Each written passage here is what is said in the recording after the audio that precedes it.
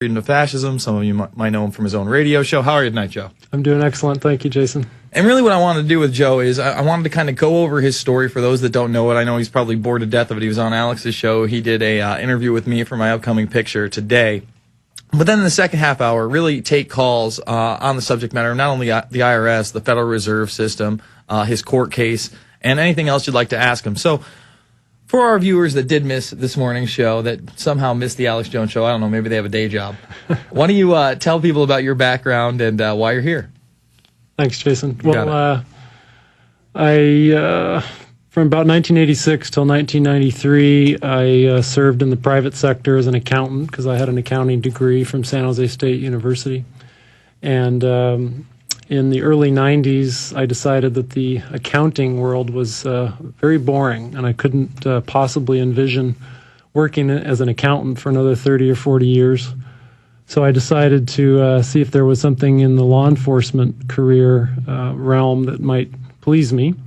And I learned that there were a number of federal agencies that love to recruit accountants. So I applied to the FBI and the IRS Criminal Investigation Division.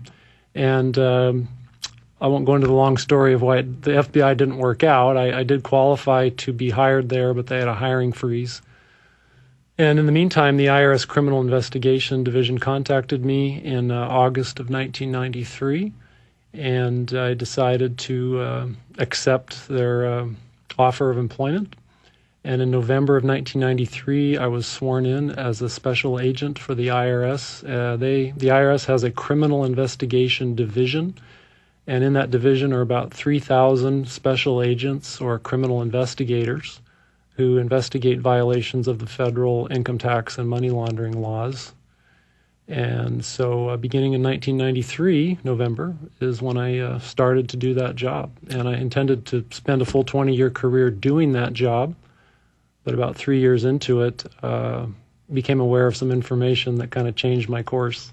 So how do you become aware of that information? I mean, you were telling me that some of these investigations themselves takes years at a time. I mean, you seem like you're a pretty cross the T's, dot the I's kind of guy, very busy, very intricate, very, focused. So how is it that you go from, I'm an IRS agent, I'm the guy that's going and prosecuting people, I'm putting information against them, to the guy that's saying, hey, wait a minute, this doesn't add up. What's going on here? It's just a matter of, like with most people, you're only aware of, you only know what you know, what's been presented to you, what you've evaluated. And up till that point, about 3 years into my career, what I knew was what I learned at San Jose State University or studying for the CPA exam or during IRS training. But I was a fairly avid talk radio listener. And I listened to talk radio while I was driving around doing my IRS investigations. And I listened to a talk radio show of a guy who was, he cared about the Constitution. He wasn't a partisan kind of guy. His name's Jeff Metcalf. He's still around.